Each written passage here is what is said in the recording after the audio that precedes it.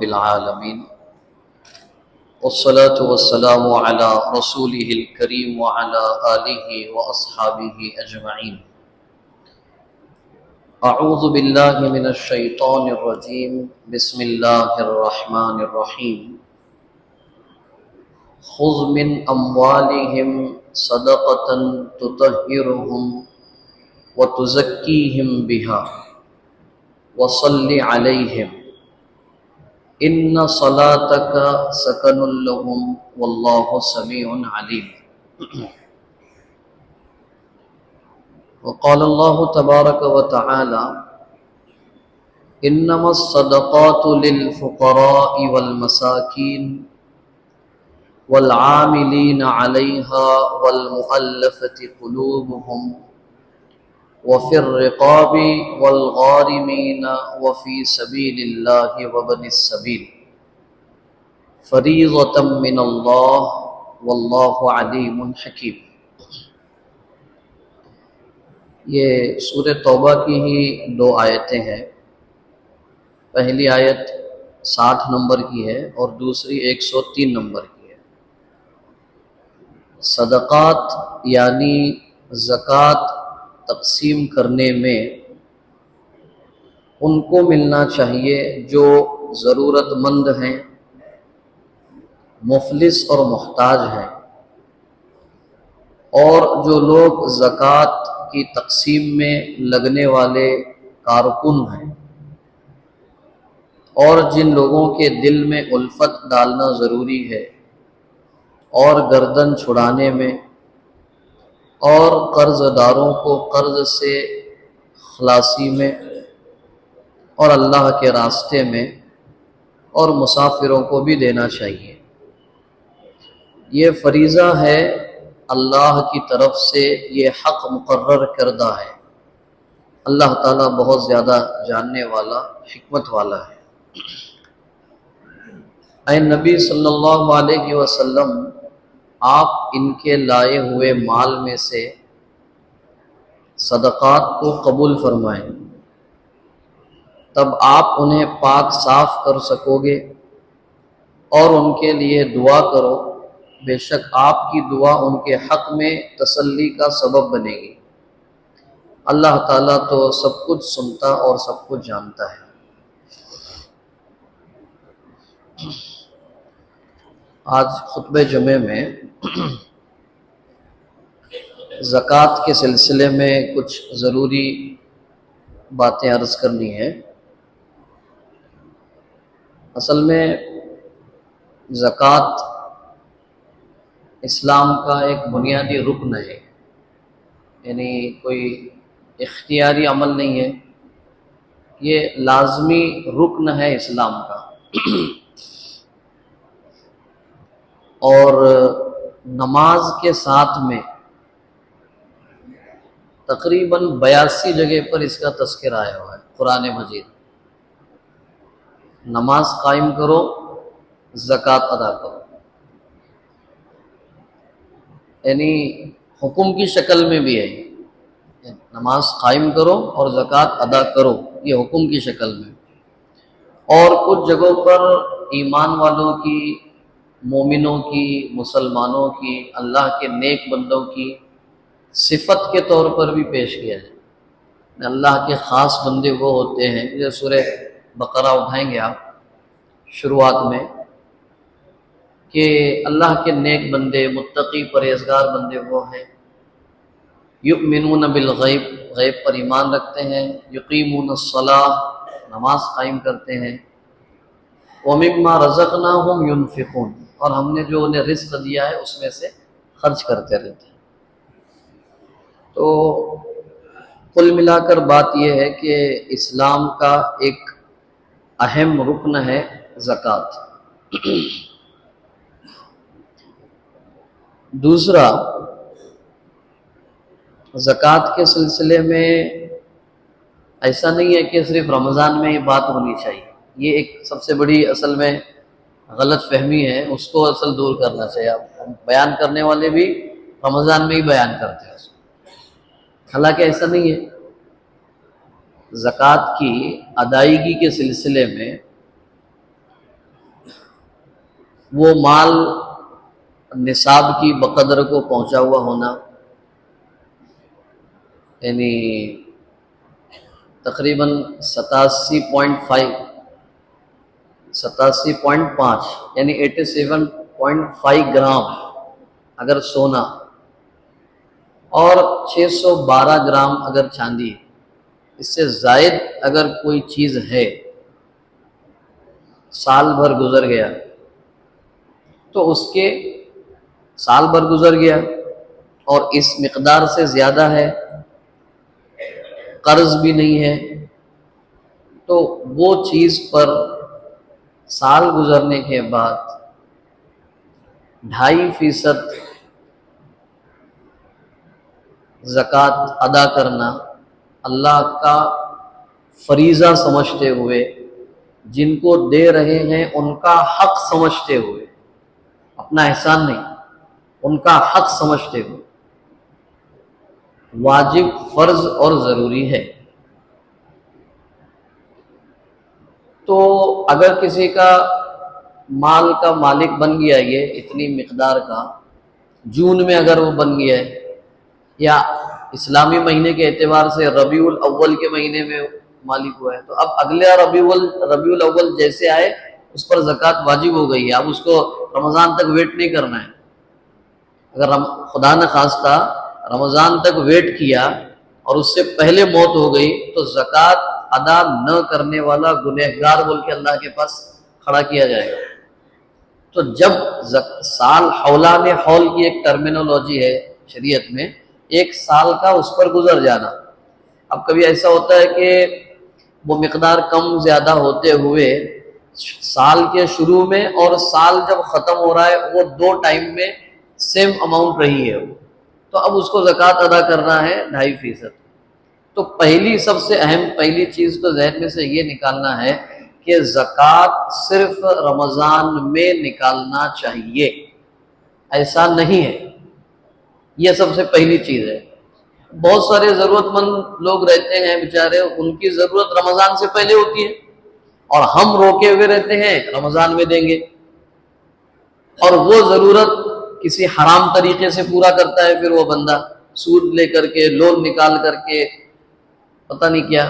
تو یہ زکوٰۃ کو روکے رکھنے والا بندہ اس کے اس گناہ میں برابر کا شریک ہوگا اگر اس کو وہ معلوم ہے تو اس لیے پہلی چیز تو یہ ہے کہ جیسے سال پورا ہو اس وقت زکوٰۃ نکالنی چاہیے۔ لیکن عام طور پہ ایک رسم بن گئی، رواج بن گیا ہے، یہ کوئی شریعت کا حکم نہیں ہے، یہ کوئی رسول کا عمل نہیں ہے، لیکن ایک عام ماحول بن گیا کہ عام طور پہ لوگ جو ہے وہ رمضان میں زکوٰۃ نکالنے کا اہتمام کرتے ہیں۔ اور اس کے پیچھے فلسفہ کیا ہے؟ فلسفہ یہ ہے یا وجہ یہ ہے کہ اس کو زیادہ ثواب ملے گا۔ رمضان میں اللہ تعالیٰ ہر عمل کا ثواب بڑھا کے دیتے ہیں، تو ہم اگر یہ زکوٰۃ کی رقم اگر رمضان میں نکالیں گے تو عام دنوں میں کریں گے تو جتنا نکالیں گے اتنا ثواب ملے گا، رمضان میں نکالیں گے تو اور زیادہ ثواب ملے گا، اس کے لیے نکالتے ہیں۔ تو اس لیے جو ہے رمضان میں ان مسائل کو بیان کیا جاتا ہے۔ باقی ایسا نہیں ہے کہ زکوٰۃ کا مسئلہ رمضان سے متعلق ہے صرف، ایسا نہیں ہے۔ وہ سال میں جس کا، ہر آدمی کا جب سال پورا ہو اس وقت اس کو زکوٰۃ ادا کرنی چاہیے، نکالنی چاہیے، ایک بات۔ دوسری بات یہ ہے کہ آج کے ہمارے اس خطبے میں ہم زکوٰۃ کے تفصیلی مسائل پہ بات نہیں کریں گے، وہ وقت نہیں ہے ابھی۔ وہ ہر آدمی، میں نے اس سے پہلے بھی ایک مرتبہ جمعہ میں کہا تھا کہ ہم اپنے اپنے مساجد کے علماء یا ہم جن علماء سے وابستہ ہیں ان سے بیٹھ کر تفصیل معلوم کر کے زکوٰۃ نکالنا ہے۔ یہاں مجموعی طور پہ زکوٰۃ ہے کیا، اس کا مقصد کیا ہے، اور رسول اکرم صلی اللہ علیہ وسلم کی زندگی میں اس کا طریقہ کیا تھا، اس پر ہم کو تھوڑی سی گفتگو کرنی ہے آج انشاءاللہ۔ تو سب سے پہلی چیز تو یہ ہے کہ زکوٰۃ جو ہے اس کا بنیادی مقصد، سب سے پہلا مقصد زکوٰۃ کیوں نکالنا ہے۔ زکوٰۃ کا لفظی ترجمہ اگر آپ دیکھیں گے لغت میں، ڈکشنری میں، تو اس کے دو ترجمے ملتے ہیں زکوٰۃ کے۔ ایک زکوٰۃ کا معنی ہے گروتھ، بڑھنا یا بڑھانا، بڑھنا یا بڑھانا. اور دوسرا زکوٰۃ کا ایک ترجمہ ہے پاک اور صاف کرنا، اسی سے ہے تزکیہ نفس. نفس کو صاف کرنا، پاک کرنا، یہ اسی کا روٹ ورڈ ہے اصل میں. زا کاف یا، یہ اس کا روٹ ورڈ ہے اصل میں، مادہ ہے اس کا، صفائی کرنا. زکوٰۃ لوگوں کے مال کو صاف کرنے کا بھی ذریعہ ہے، زکوٰۃ ادا کرنے والوں کے دلوں کو حرص، طمع اور بخل سے صاف کرنے کا بھی ذریعہ ہے.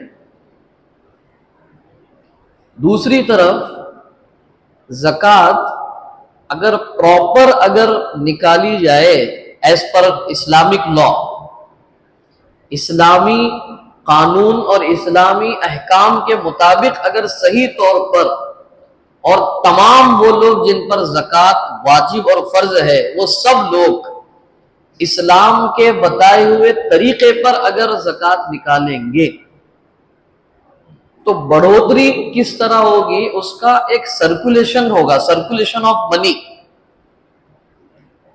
اصل میں دنیا میں آج کا حال یہ ہے، اگر 7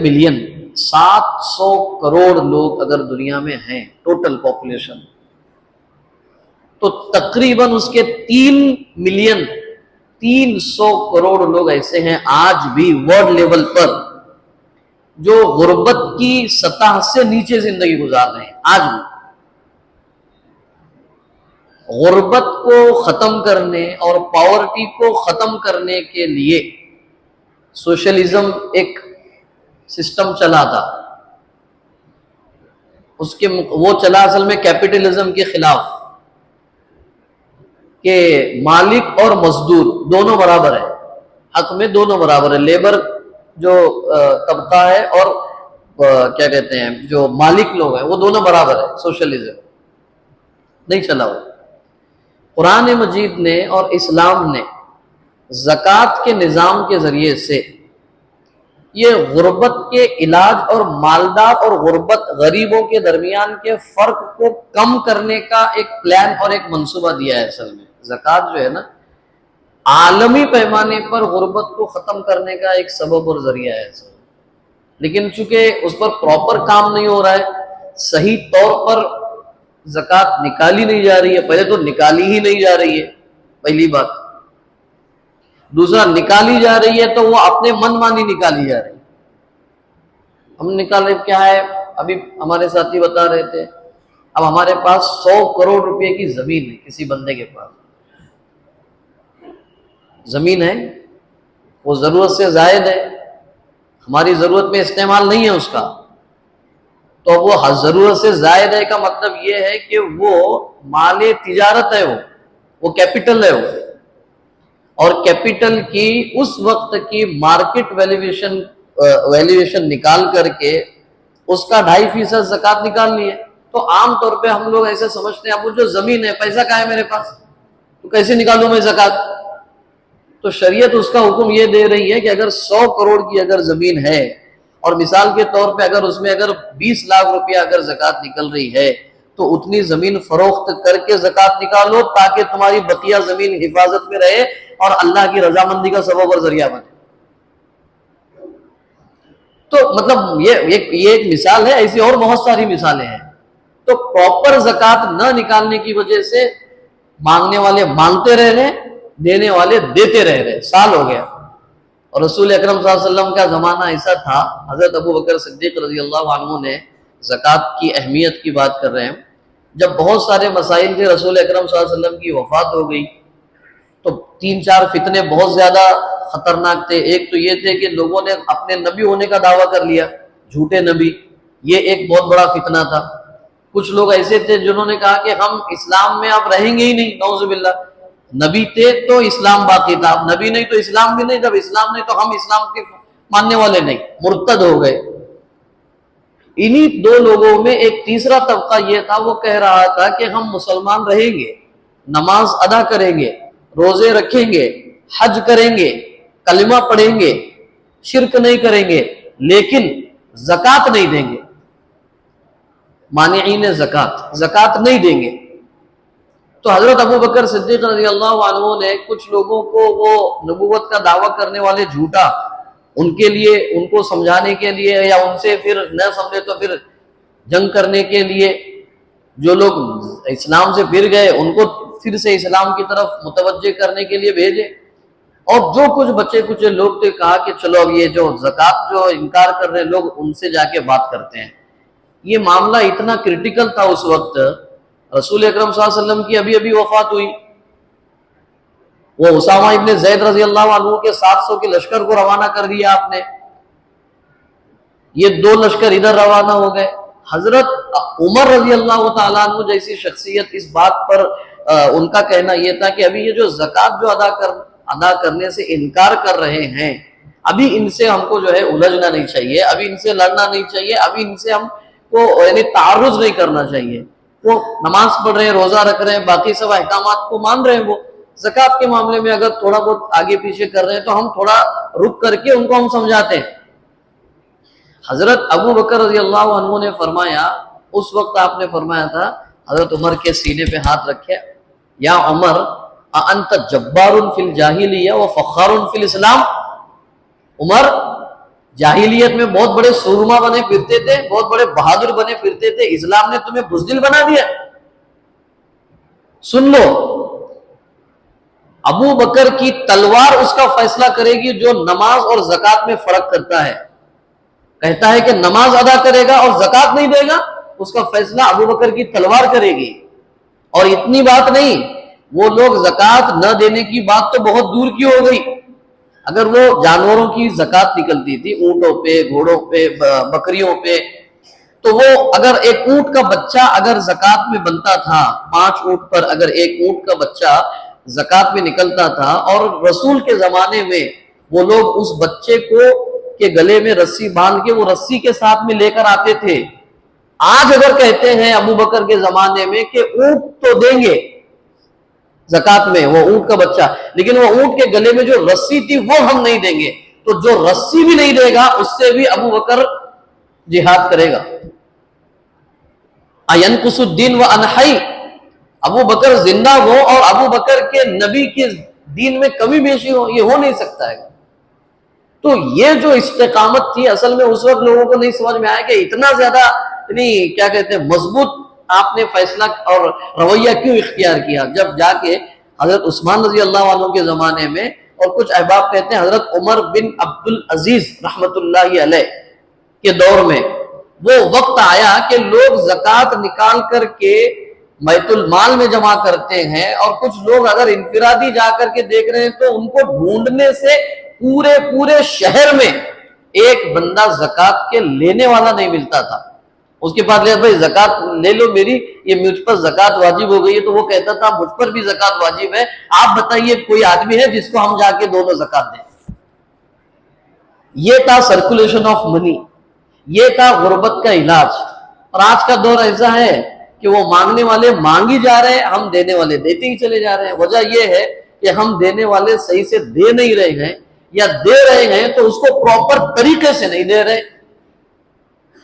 تو بہرکیف اس پر ہم لوگوں کو ذرا سنجیدگی سے بیٹھنا پڑے گا، اس کی ترتیب بنانی پڑے گی. چونکہ ہم ایک سیکولر ملک میں رہتے ہیں، اب یہاں پر اس زکوٰۃ کا اجتماعی نظام کس طرح بنایا جائے، تو اس کا ایک لیگل پرسپیکٹیو ہے، ایک اس کا جو ہے مینجمنٹ سسٹم ہے، ایک اس کا شریعت کے اعتبار سے اس کا پورا نظام ہے. ان تمام چیزوں کو بیٹھ کر علماء کرام کو کیا کہتے ہیں شہر کے اور ملک کے ذمہ داروں کو بیٹھ کر اس کی ایک ترتیب بنانی پڑے گی. ملک کے قانون کے فریم ورک میں رہتے ہوئے ہم لوگ اجتماعی نظام کو کس طرح چلایا جا سکتا ہے، اس کے لیے ہم کو سر جوڑ کے بیٹھنا پڑے گا. لیکن اتنی بات طے ہے کہ زکوٰۃ کا واحد نظام ہے جو دنیا سے، میں شہر ملک سے نہیں کہہ رہا ہوں، دنیا سے غربت کو ختم کرنے کا واحد ذریعہ ہے زکوٰۃ کا نظام، اجتماعی نظام. اگر اس کو صحیح انداز سے اگر کیا جائے تو زکوٰۃ کا ایک مقصد تو یہ ہے کہ آدمی عبادت کے ساتھ سماج سے بھی جڑا رہے، سوشل کنسرن ہے. اصل میں زکوٰۃ کا مقصد عبادت کے ساتھ آدمی سماجی طور پر بھی اپنے آپ کو لوگوں سے جوڑا رہے. یہ اسلام کا یہ بالکل تصور غلط ہے کہ ایک آدمی اتنا عبادت گزار ہو کہ پلک جھپکنے کے برابر بھی نافرمانی نہیں کرتا ہے اللہ کی، لیکن اس کا دل انسانی ہمدردی سے خالی ہے، اس کا دل سماجی سدھار کی فکر سے خالی ہے. ایسا دل اور ایسا انسان اسلام تیار نہیں کرنا چاہتا. اسلام چاہتا ہے کہ ایک طرف وہ عبادت گزار بندہ بنے، دوسری طرف وہ انسانوں کا خدمتگار بنے. اس لیے اللہ تعالیٰ نے عبادتوں کے ساتھ زکوٰۃ کا بھی ایک نظام باقاعدہ رکھا ہے. ایک مقصد یہ. دوسرا مقصد قرآن مجید میں جو زکوٰۃ کے سلسلے میں بتایا گیا، زکوٰۃ کا مقصد کیا ہے؟ زکوٰۃ کے دوسرے مقصد میں ایک مقصد اہم یہ ہے کہ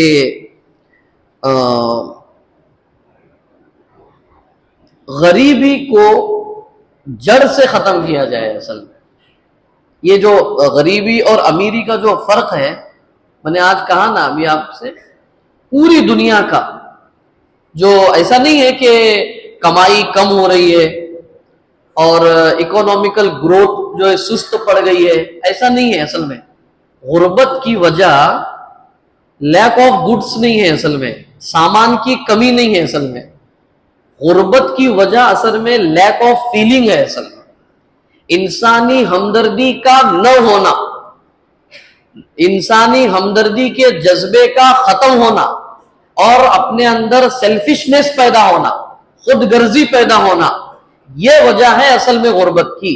غربت کی وجہ یہ نہیں ہے کہ چیزیں نہیں ہیں، زمین کم ہو رہی ہے، انکم کم ہو گئی ہے، کاشت پروڈکشن کم ہو گیا ہے.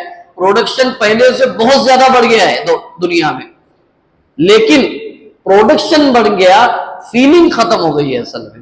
اور وہ فیلنگ اللہ تعالیٰ جو ہے زکوٰۃ کے نظام کے ذریعے سے پیدا کروانا چاہتے ہیں اصل میں. اور دیکھیے آپ قرآن مجید میں اللہ تعالیٰ نے اتنی واضح الفاظ میں فرمایا وَفِي أَمْوَالِهِمْ حَقٌّ لِلسَّائِلِ وَالْمَحْرُومِ. یہ بہت عجیب جملہ ہے. ان کے مال میں ضرورت مندوں کا حق ہوتا ہے. یعنی زکوٰۃ انفرادی خیرات نہیں ہے بلکہ اجتماعی حق ہے غریبوں کا. اور یہ اللہ تعالیٰ نے اتنے واضح انداز میں فرمایا وَآتُوهُمْ مِن مَالِ اللَّهِ الَّذِي آتَاكُمْ. تم اللہ کا وہ مال اللہ کے لیے دو جو اس نے تمہیں دیا ہے. سمجھ رہے آپ بات کو؟ تم اللہ کا وہ مال لوگوں کو دو جو اللہ نے تمہیں دیا ہے. یعنی وہ تمہارا مال نہیں ہے، وہ اللہ کا مال ہے جو اللہ نے تمہیں امانت دار بنا کر دیا ہے کہ تم اپنے اوپر بھی خرچ کرو جائز طریقے سے، اور ضرورت مندوں پر بھی اس میں سے کچھ حصہ نکال کر دیا کرو. یہ زکوٰۃ کی اسپرٹ کو سمجھنا چاہیے ہم لوگ. اگر خدا نہ خواستہ زکوٰۃ دیتے وقت اگر ہمارے دل میں یہ کیفیت ہے کہ میں سامنے والے پر احسان کر رہا ہوں، وہ دینے سے پہلے اللہ کے دربار میں مردود ہو گیا ہو، وہ دینے سے پہلے اللہ کے دربار میں وہ یعنی ریجیکٹ ہو گیا ہو.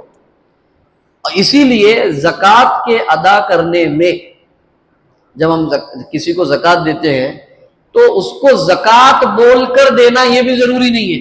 کتنی عزت نفس کا خیال رکھا ہے اللہ تعالیٰ نے، یعنی اپنی سیلف ریسپیکٹ کا اللہ تعالیٰ کتنا خیال اور شریعت رکھنا چاہتی ہے. آپ جس کو زکوٰۃ دے رہے ہیں ان کو یہ کہہ کر دینا ضروری نہیں ہے کہ یہ میں زکوٰۃ دے رہا ہوں، یہ ضروری نہیں ہے کہنا، بلکہ نہ کہہ کر دینا زیادہ بہتر ہے. دوسرا، جن کو زکوٰۃ دے رہے ہیں اس کو اس کا پورا اونرشپ اس کو دینا ضروری ہے. اگر کچھ زکوٰۃ کی رقم کسی کو دی اور یہ کہا کہ میں یہ رقم آپ کو دے رہا ہوں اس کنڈیشن پر کہ آپ اس کے ذریعے سے اپنے کھانے پینے کی چیزیں لائیں، ایسا کنڈیشن کے ساتھ میں اگر زکوٰۃ دے رہے ہیں تو بھی زکوٰۃ ادا نہیں ہوگی. جس کو دے رہے ہیں آپ یہ دے دیجئے، آپ آج سے آپ اس کے مالک ہیں، آپ اس کو جس طرح چاہے جہاں چاہے خرچ کریں. یہ اللہ تعالیٰ نے بہت سیریس بات رکھی ہے. زکوٰۃ ادا کرنے کے معاملے میں نبی کریم صلی اللہ علیہ وسلم کا طریقہ، اصل میں زکوٰۃ ادا کرنے کا فائدہ کیا ہے؟ فائدہ یہ ہے، نمبر ایک فائدہ یہ ہے کہ وہ ہمارے دل کو بخل اور حرص اور طمع سے پاک کرنے والی چیز ہے۔ مال تو ایسا ہے کہ ہمارے معاشرے کی ایک کہاوت ہے، بولے چمڑی جائے مگر دمڑی نہ جائے، ایسا ہے ہمارا معاملہ۔ یعنی کچھ بھی کیا جا سکتا ہے لیکن مال میں کمپرومائز نہیں کیا جا سکتا، پیسے کے سامنے کچھ نہیں۔ لوگ کہتے ہیں یعنی اچھے دین، اب کیسے دیندار کہا جائے ان کو، بیٹھے رہتے ہیں، وہ کہتے ہیں کہ پیسے کے معاملے میں کچھ نہیں۔ یہ کیا مطلب ہے؟ یہ وہ لوگ ہیں جن کو اللہ کے نبی نے فرمایا لعین عبد الدینار والدرہم، دینار اور درہم کے بندوں پر اللہ کی لعنت ہے۔ کون سے؟ یعنی دینار اور درہم کے بندے کون ہیں؟ زیادہ کمانے والے؟ نہیں، زیادہ کمانے سے شریعت نے منع نہیں کیا ہے، زیادہ کما کر اس کو اپنے حد تک روکے رکھنا، یا حلال اور حرام کی تمیز کیے بغیر کمانا، کمانے کے بعد اس کو اپنے حد تک ہی سیمت رکھنا، خرچ نہ کرنا، یا ایسی جگہ پر خرچ کرنا جہاں پر خرچ کرنے کا اللہ نے حکم نہیں دیا ہے، وہاں خرچ کر رہے ہیں، اور جہاں دیا ہے وہاں خرچ کرنے سے اپنے آپ کو روک رہے ہیں۔ یہ سب لوگ دینار اور درہم کے غلام ہیں، اور ان کے بارے میں اللہ تعالیٰ نے لعنت کا گویا کہ عذاب بتایا ہے۔ تو ایک تو بخل کے ختم کرنے کا سبب اور ذریعہ ہے زکوٰۃ، دوسرا شکر گزاری کا جذبہ پیدا کرتی ہے اصل میں زکوٰۃ۔ وہ تو الگ ہے، ہم اس جذبے سے چونکہ دیتے نہیں ہیں اس لیے ہم کو شکر گزاری نہیں ہے، بلکہ ہم کو محرومی کا احساس ہوتا ہے، ارے اتنا کم ہو گیا پیسہ۔ حالانکہ زکوٰۃ جو ہے وہ شکر گزاری کا جذبہ پیدا کرنے کی بات ہے کہ اللہ کا شکر ہے کہ اللہ نے مجھے اتنا دیا کہ میں اپنی ضرورت پورا کر کے لوگوں کی مدد کر پا رہا ہوں، یہ اللہ کا شکر ہے۔ یہ جذبہ پیدا کرتی ہے اصل میں زکوٰۃ۔ اور بہت خطرناک چیز ہے ایک دنیا کی اندھاد المحبت، حب دنیا، اس کو ختم کرنے کا سبب اور ذریعہ بھی ہے زکوٰۃ۔ یہ اس کے فائدے بتا رہے ہیں۔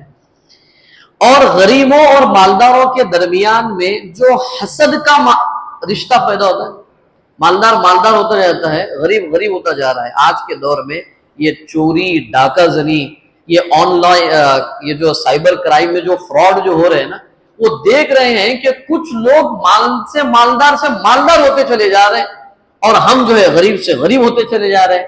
یہ چوری، ڈاکہ زنی کے پیچھے یہی اصل فیلنگ کام کر رہی ہے۔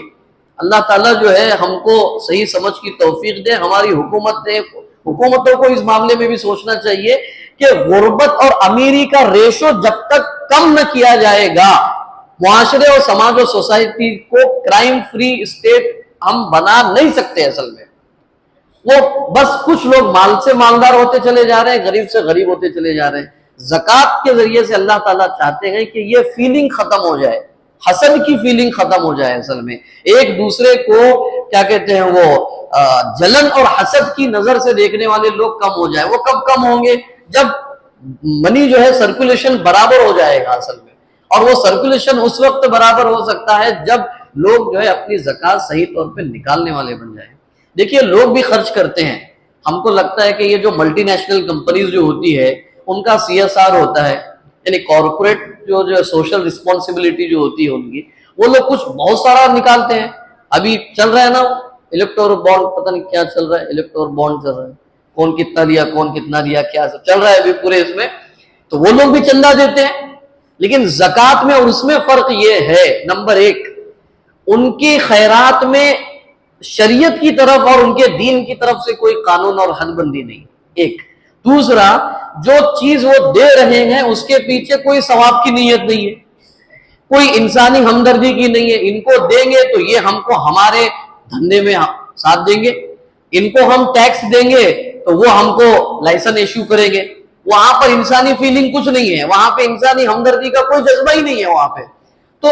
لیکن زکوٰۃ بیک وقت قانونی جذبے کے تحت انسانی ہمدردی کے لیے دیا جانے والا ایک گویا کہ حصہ ہے، جس کے ذریعے سے معاشرے اور سماج میں جو ہے امن و امان قائم ہو سکتا ہے۔ یہ زکوٰۃ کی کچھ ایسی چیزیں تھی جو ہم کو اس فیلنگ کے ساتھ ادا کرنے کی ضرورت ہے. اگر یہ فیلنگ کے بغیر اگر ادا کریں گے تو اس کی افادیت بھی نہیں رہے گی، اور دوسرا اس سے جو فائدہ ہونا چاہیے وہ نہیں ہوگا. اب آخری بات کہہ رہا ہوں میں زکوٰۃ کے سلسلے میں. رسول اکرم صلی اللہ علیہ وسلم کے زمانے میں زکوٰۃ کا نظام کیا تھا؟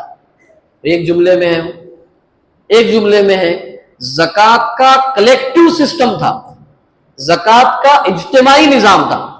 اب میں نے کہا نا کہ ہم اس ملک میں رہ رہے ہیں تو ہم پورے ملک کی سطح پر نہیں بنا سکتے، تو گزارش یہ ہے کہ آج کل ہم اپنے طور پہ جو زکوٰۃ نکال رہے ہیں، نمبر 1 سب سے پہلے وہ زکوٰۃ نکالنے میں جن مصارف میں قرآن مجید نے، یہ آپ اپنے گھروں پر جا کر سورہ توبہ آیت نمبر 60 اس کو آپ پڑھیں، یہ زکوٰۃ کے مصارف بیان کیے گئے. فقیر وہ بندہ جس کے پاس کچھ ہے ہی نہیں اپنی زندگی گزارنے کے لیے، مسکین وہ بندہ جس کے پاس ہے لیکن اس سے اس کی ضرورت پوری نہیں ہو رہی ہے، ان کو ادا کرنا ہے. آگے چل کر کے وہ لوگ جو زکوٰۃ کو وصول کرنے والے ہیں، اجتماعی نظام میں جو لوگ زکوٰۃ لوگوں کے پاس سے لے کے آ کے جمع کرنے والے ہیں، ان کے لیے بھی وہ زکوٰۃ دی جا سکتی ہے. مؤلفۃ قلوب ہے وہ لوگ جو اسلام قبول کر چکے ہیں اور ان کے معاشی مسائل بہت سارے ہیں، ان معاشی مسائل کو حل کرنے کے لیے، یا ایسے لوگ ہیں جن کی مدد کی جائے تو وہ اسلام کے سلسلے میں نرم گوشہ اختیار کریں گے. یہ ایک فگر ہے جن کے لیے زکوٰۃ دی جانی چاہیے. گردن چھڑانے کا مطلب ایک تو غلاموں کو آزاد کرنا، اور موجودہ دور میں فقہائے کرام نے اس سلسلے میں لکھا ہے کہ جن کو بے گناہ جیلوں کے پیچھے ڈال دیا گیا ہے ان کی رہائی کے لیے بھی زکوٰۃ کی مد سے رقم دی جا سکتی ہے. آگے والغارمین جنہوں نے اپنی حلال ضرورت پوری کرنے کے لیے قرض لیا ہے، یہ جملے آپ توجہ طلب سمجھ لیجئے، اپنی حلال ضرورت کو پورا کرنے کے لیے جنہوں نے قرض لیا ہے ان کے ان قرضوں کو ادائیگی کے لیے بھی زکوٰۃ کی مد میں جو ہے سے رقم دی جا سکتی ہے. سبیل اللہ کے راستے میں کام کرنے والے لوگوں کے لیے زکوٰۃ دی جا سکتی ہے. ایسے مسافر کو جو سفر میں مال لٹ گیا، اس کا گم ہو گیا، ایسے مسافر کو بھی زکوٰۃ دی جا سکتی ہے، اگرچہ کہ وہ اپنی جگہ کا کروڑ پتی ہے لیکن سفر میں محتاج ہو گیا. ایسی کوئی سچویشن آ جائے تو ان کے لیے بھی زکوٰۃ دی جا سکتی ہے. ہم لوگوں کو کیا کرنا، ہمارا مسئلہ کیا ہے؟ ہمارے پاس جو بندہ پوٹی لے کر آ جاتا ہے اس کو بھی زکوٰۃ دے. جو بندہ ہم کو معلوم ہے وہ ہمارے فلاں جگہ کے لوگ ہیں، وہ ہمارے پیٹنٹ ہیں، ہم ہر سال ان کو دیتے. کچھ لوگ کہتے ہیں ایسا، ہم ہر سال ان کو دیتے، ان کو ہی دے رہے ہیں. ہو سکتا ہے وہ بندہ پچھلے سال حقدار تھا، اس سال حقدار نہ ہو، ممکن ہے.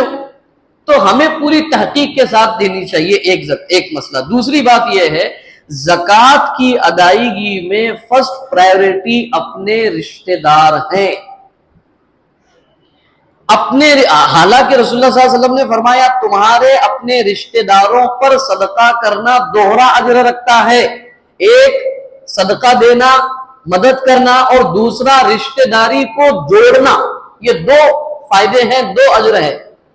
اور ایک تو یہ چیز، اس کے علاوہ پھر جو اپنے اطراف میں، محلے میں، اطراف میں جو ضرورت مند لوگ ہیں ان کو پہچان کر ان تک جا کر زکوٰۃ ادا کرنی چاہیے. زکوٰۃ کا ایک الٹا نظام آج یہ چل رہا ہے، زکوٰۃ لینے والے ہمارے تک آتے ہیں، دینے والے اپنے جگہ بیٹھے رہتے ہیں. زکوٰۃ کی روح یہ ہے کہ زکوٰۃ دینے والا لینے والے تک پہنچ کر زکوٰۃ ادا کرے. اصل میں تو وہ ایک نہیں ہو رہا ہے. دوسرا، زکوٰۃ میں یہ 2 چیزیں ہونے کے بعد یہ مصارف ہیں، ان میں سے جو کچھ تنظیمیں جمع کر رہی ہیں ان کی تحقیق کر کے ان تک بھی دی جانا چاہیے. اس کے بعد میں آج کے دور میں یہ اللہ کی راہ میں کام کرنے والے جو لوگ ہیں، ایک تو وہ مجاہد فی سبیل اللہ ہے جو اللہ کے لیے، اللہ کے دین کے لیے جہاد کر رہے ہیں. وہ جہاں کر رہے ہیں اگر ہم وہاں تک پہنچا سکتے ہیں تو وہاں پہنچانا چاہیے. یہ اعلیٰ درجہ ہے فی سبیل اللہ کا. اور اس کا ادنا درجہ یہ ہے کہ جو دین کی حفاظت اور دین کی اشاعت کا کام کر رہے ہیں، دین کو باقی رکھنے اور دین کو آگے پھیلانے کا جو کام کر رہے ہیں، وہ دینی ادارے ہیں، وہ مدارس ہیں. ان لوگوں تک جا کر پہنچ کر جو حقدار اور جس مد میں لگایا جانا چاہیے وہاں تک جا کر کے بھی زکوٰۃ دی جانی چاہیے. ان لوگوں پر بھی زکوٰۃ ادا کرنے میں دوہرا اجر ہے. ایک غریبوں کی مدد کرنا, دوسرا دین کے علم کے آگے بڑھانے یا اس کے باقی رکھنے میں مدد کرنا. تو بہرکیف ہمارا جہاں اطمینان ہے وہاں پہنچ کر کے ہم کو زکوٰۃ ان مقاصد اور ان روح کو سامنے رکھ کر ادا کرنے کی ہم کو کوشش کرنی چاہیے. اگر اس طرح اگر ہم کریں گے انشاءاللہ ہمارا مال بھی پاک اور صاف ہوگا, سال بھر اس کی حفاظت اللہ کے ذمے ہوگی, اللہ کے نزدیک ہم اللہ کے برگزیدہ بندے بنیں گے, لوگوں کی خدمت ہوگی اور انسانی ہمدردی کا ایک جذبہ ہمارے اندر پیدا ہوگا اور ہم اللہ کے نظر میں بھی ایک پسندیدہ انسان بنیں گے اور لوگوں کے لیے بھی ایک خدمت گار انسان بنیں گے. عبادت گزار بندے کے طور پر ہم لوگ زندگی گزار سکتے ہیں. کچھ وقت زیادہ ہوا اور یہ موٹی موٹی باتیں تھی, آپ تفصیلات جو ہے اپنے علماء کرام سے مزید اپنے طور پہ بات کر سکتے ہیں. بہرکیف یہ موقع ایسا ہے کہ عبادتوں کے ساتھ مالی بدنی عبادتوں کے ساتھ ہمیں مالی عبادتوں میں بھی اپنے آپ کو آگے بڑھانا ضروری ہے. ہوتا یہ ہے کہ ہم بدنی عبادتیں بہت کر لیتے ہیں, مالی عبادت جہاں پر آ گئی تو بس وہی 10-5 روپے نکال کر کے دینے کے ہم لوگ عادی ہیں. یہ اللہ نے دیا ہے, ہم کو اللہ کے راہ میں اللہ کی شان کے مطابق خرچ کرنا چاہیے. آخری مسئلہ رہ گیا قریبی رشتہ دار, ماں باپ, دادا دادی, بیٹا بیٹی, بیوی, اپنے بھائی سگے. لوگ پوچھتے ہیں حضرت ان کو زکوٰۃ دے سکتے ہیں کیا؟ تو دیکھیے یہ پوچھنا ہی اصل میں بہت خطرناک سوال ہے. پوچھنے کا مطلب یہ ہے کہ آپ اپنے بلڈ ریلیشن کے لوگوں کے لیے بھی زکوٰۃ ہی دینا چاہتے ہیں, اس کے علاوہ دوسری کوئی چیز خرچ نہیں کرنا چاہتے, مطلب یہ ہو تو ان کو زکوٰۃ نہیں دینا ہے, یہ بات صحیح ہے. لیکن زکوٰۃ کے علاوہ بھی تو صدقہ نافلہ ہے, آپ اللہ کے لیے اپنے طور پہ دے سکتے ہیں, تحفہ بول کے دے سکتے ہیں, گفٹ بول کے دے سکتے ہیں. تو کوشش کرنا چاہیے کہ ہم یعنی جن کو زکوٰۃ نہیں دی جا سکتی ہے ان کو ہم اپنے طور پر زکوٰۃ کے علاوہ للہ رقم جو ہے دینے کی فکر اور کوشش کرنی چاہیے. اللہ پاک آپ کو مجھے عمل کی توفیق عطا فرمائے. خاص ایک اعلان یہ ہے, چونکہ مسجد جو ہے ہر سال یہ اعلان ہوتا ہے مکہ مسجد کے سلسلے میں, خاص طور پر یہاں میں اپنے طور پہ کہہ رہا ہوں, مجھے کسی ذمہ دار نے نہیں کہا ہے, میں کسی کا سن کر کبھی بولنے کا بھی عادی نہیں ہوں میں. لیکن یہ ہے کہ الحمدللہ شہر میں اللہ تعالیٰ نے ایک مسجد ایسی رکھی ہے, سارے گھر اللہ کے گھر ہیں, ساری مساجد اللہ کے گھر ہیں, ساری مساجد عبادت کے لیے اور نیک کاموں کے لیے وقف ہے. اللہ تعالیٰ تمام کی ضروریات کو اپنے خزانے غیب سے پورا فرمائے اور امت مسلمہ کو اس کے لیے اپنا پاک مال زیادہ سے زیادہ لگانے کی توفیق دے. لیکن مکہ مسجد کے سلسلے میں ایک چیز یہ ہے, ایک تو یہ ہے کہ یہاں پر کسی مسلک کا کوئی نام و نشان نہیں ہے, یہ عام امت مسلمہ کے لیے ہے, تمام مساجد کو ایسا ہی ہونا چاہیے. اب میں یہ الزام نہیں لگا رہا ہوں کہ دوسری مسجدیں خاص مسلک کی ہے, یہ میں الزام نہیں لگا رہا ہوں, لیکن یہ ہے کہ جہاں کوشش ہو رہی ہے تو اس کو سراہنا چاہیے. تو ایک تو یہ چیز ہے. دوسری چیز یہ ہے کہ الحمدللہ جو کچھ چیزیں ہو رہی ہے بہت اچھے پیمانے پہ صحیح طور پر ہو رہا ہے. آئندہ آنے والے دنوں میں مسجد کو خاص طور پر میں اپنے ذاتی طور پہ ذمہ داروں سے بھی ابھی کہہ رہا ہوں, میں اس سے پہلے بیٹھ کر نہیں کہا میں نے ان سے, ابھی کہہ رہا ہوں کہ انشاءاللہ جب لوگوں کا تعاون زیادہ یہاں بڑھے تو ہم عبادت کے ساتھ, 5 وقتہ نماز کے ساتھ, جمعے کے خطبے اور قرآن کے دروس کے ساتھ اور وہ چیزیں جو اللہ کے گھر میں کی جانی چاہیے اس پر بیٹھ کر مشورہ کر کے ہو سکتا ہے کہ ہم اس کو اور آگے بڑھایا جائے. تو جہاں پر یہ اوپر کا میں 2-3 مرتبہ نماز پڑھا, میں نے دیکھا وہاں پر کلر کا کام بھی بچا ہوا ہے, میرے خیال سے اوپر کے وضو خانے کا بھی کام ہے, 3rd فلور کا بھی کچھ کام باقی ہوا ہے. تو یہ جو بھی کام ہے یہ اللہ کے گھر کا کام ہے. انشاءاللہ ہم اپنے طور پر جتنا بھی تعاون کریں گے وہ تعاون جب کر لیے تبھی ہمارے آخرت میں ہمارے لیے تو لکھ دیا گیا. لیکن پلس پوائنٹ یہ ہے کہ یہاں جو کچھ عبادتیں اور جو کچھ نیک عمل ہوں گے ہر عمل میں ہم جو ہے حصے دار رہیں گے انشاءاللہ. تو اس لیے گزارش یہ ہے کہ ہو سکتا ہے شاید نیچے ذمہ دار بیٹھے ہوئے ہیں تو وہاں پر آپ رسید پہنچائیں, یا یہاں پر جو سسٹم چلتا ہے چندے کا اس میں زیادہ سے زیادہ تعاون کریں. اللہ تعالیٰ آپ کو دنیا آخرت میں بہتر بدلہ عطا فرمائے اور اللہ کے دین کے ہر کام میں اپنی طاقت کے مطابق تعاون اور مدد کرنے کی اللہ توفیق عطا فرمائے. وآخر دعوانا الحمدللہ رب العالمین.